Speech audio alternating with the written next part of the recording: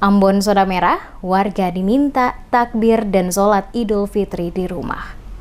Menindaklanjuti surat edaran Menteri Agama RI nomor 6 tahun 2020 dan juga fatwa MUI nomor 28 untuk daerah-daerah zona merah yang telah terdampak pandemi COVID-19, maka pelaksanaan sholat Idul Fitri 1441 Hijriah tahun 2020 dilaksanakan di rumah masing-masing. Demikian dijelaskan oleh Kepala Kantor Kementerian Agama Provinsi Maluku, Jamaluddin Bugis, kepada tim Demes Media Group pada Senin 18 Mei 2020.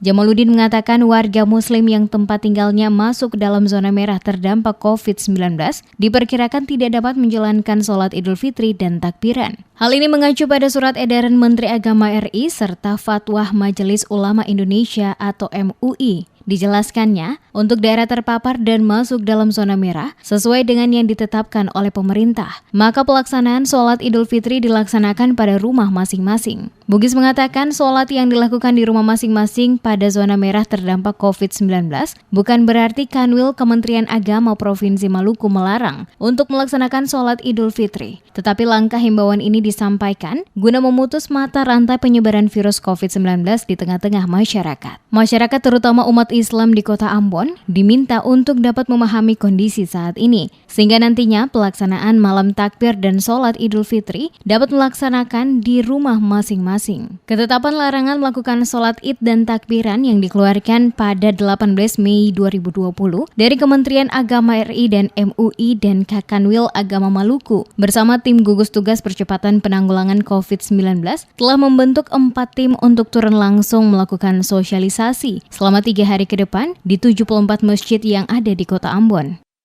Jadi intinya adalah bukan kita melarang untuk salat atau kita melarang untuk tidak boleh takbiran, tetapi kita menghadapi COVID ini diharapkan untuk kita tidak melakukan sesuatu kegiatan yang mengumpulkan banyak orang, di mana mengumpulkan banyak orang itu akan terinfeksi penyakit ini, apalagi sekarang sudah masa puncaknya COVID-19 ini yang sekarang sudah 100 sekian yang sudah terinfeksi dan 6 atau 5 yang sudah meninggal.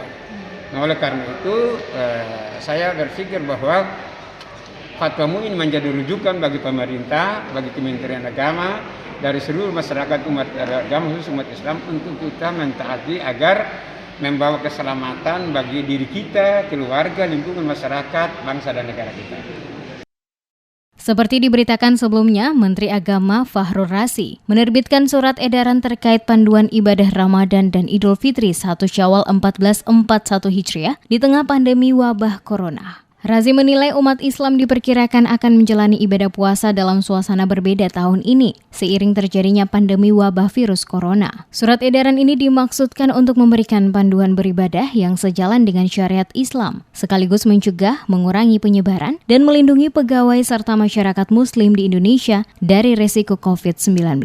Surat edaran yang bernomor 6 tahun 2020 itu, salah satu poinnya mengatur mengenai pelaksanaan sholat tarawih agar dilakukan bersama keluarga di rumah masing-masing.